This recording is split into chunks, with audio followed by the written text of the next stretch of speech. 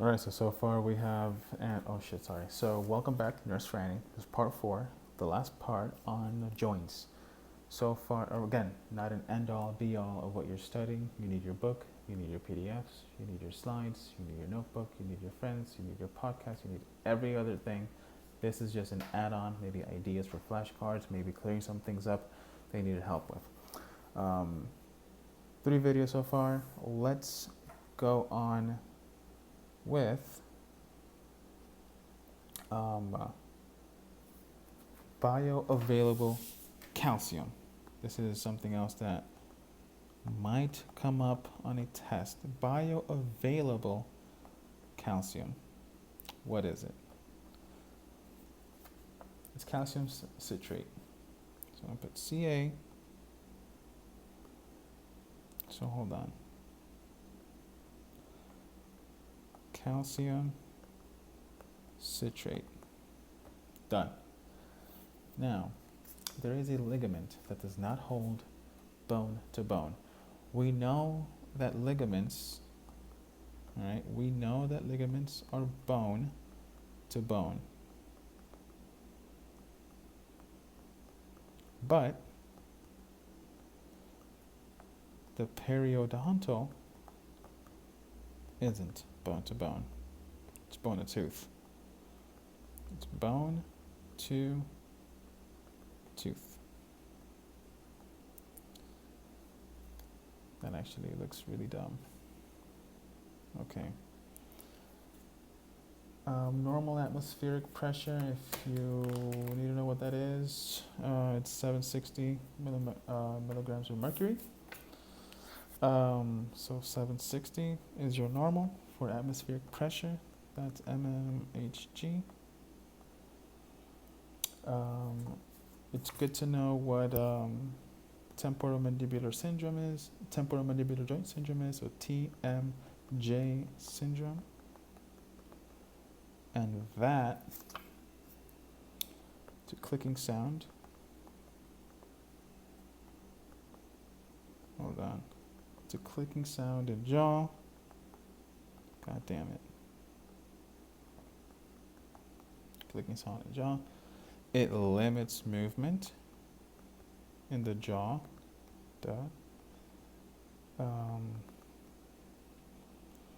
get vertigo, and of course, good old-fashioned pain. The shoulder joint is also called the glenohumeral joint. So glenohumeral joint equals shoulder joint. We should know about the glenoid labrum.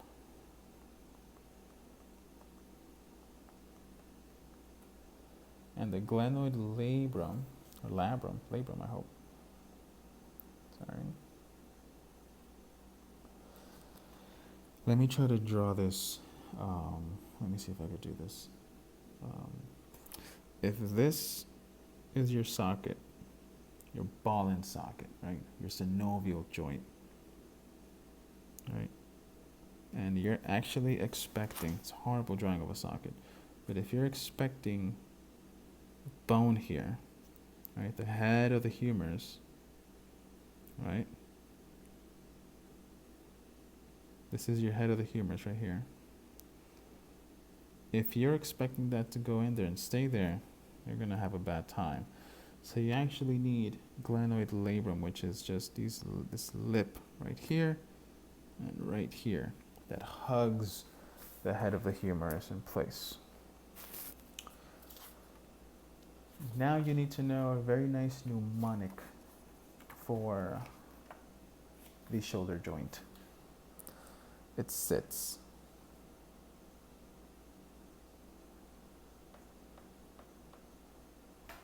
Okay, it sits. So I'm going to put it right here. Shoulder joint mnemonic.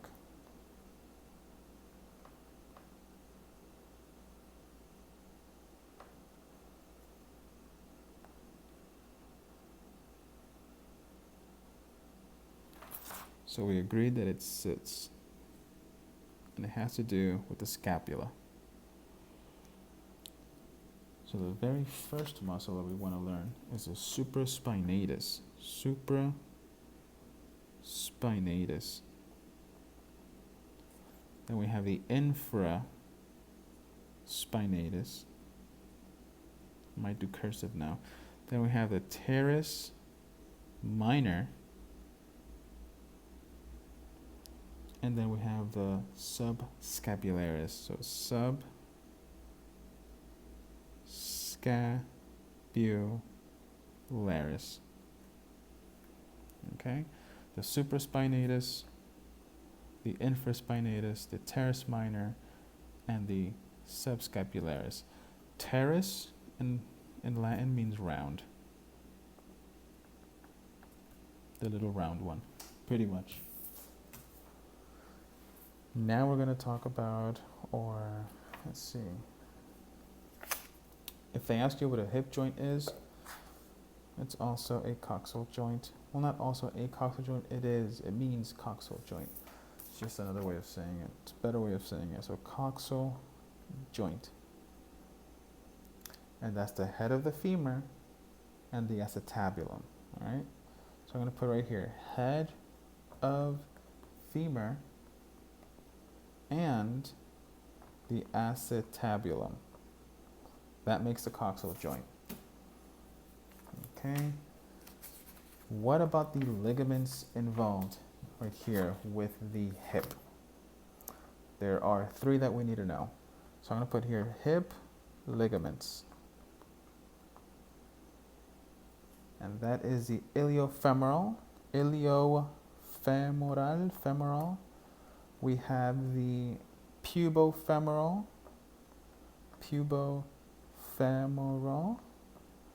And we have the ischiofemoral. Ischiofemoral. Okay. You can already tell how to memorize this. The ilium, the ischium, and the pubis. The iliofemoral and the pubofemoral are both anterior, and the ischiofemoral are posterior. You sit on your ischium. Your ischiofemoral, ischium with femur, is posterior. You sit on it. It's behind you. Dorsal, back. Posterior, ischium, ischiofemoral. The ilium and the pubis are anterior. In the front, they're ventral. Ilium, iliofemoral, or ilium and femoral. You're looking at the front. Same thing with the pubis, pubofemoral. Okay, so let's talk about the knee ligaments. You have to know where to find them, or at least you have to know what you're looking for. Very famous, ACL. It's your anterior cruciate ligament. It prevents hyperextension. So I'm just going to put this right here. It's anterior. Oops, it's all capital. Let's see right there. Cruciate, like the cruciatus curse, right? Ligament. We have your PCL. Guess what that is? Exactly. The posterior cruciate ligament. Now, don't get these mixed up, because now we're going to go with another 2 that are the LCL and the MCL. They are not cruciate ligaments, they are collateral. So your lateral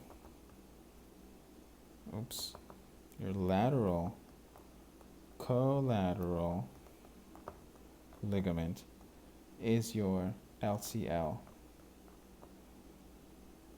And your medial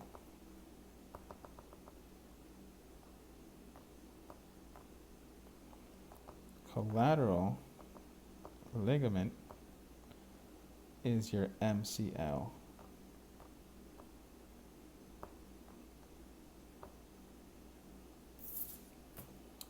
So those are your knee ligaments. You need to know what the difference is between osteoarthritis and rheumatoid arthritis. You also need to know what the difference is between a strain and a sprain. Now, osteoarthritis happens to people that this is through wear and tear in your bones, your tendons, your joints, and it happens with old age. Wear and tear is normal. You are expected to have wear and tear, so don't feel like you're a snowflake and think that everything's happening to you. You're just getting older. It's okay. Things hurt when you get older. So you have osteoarthritis, arthritis. It's just normal wear and tear. It hurts, but you're old. Rheumatoid, that's pathological. And it actually happens to young people. So just picture osteoarthritis as a non-pathological. It's not normal for anyone to have joint pain or inflammation in the bones, pain in the joints. If you're young and there's people that use keyboards too much, gamers, there's people that have carpal tunnel, there's people that have extreme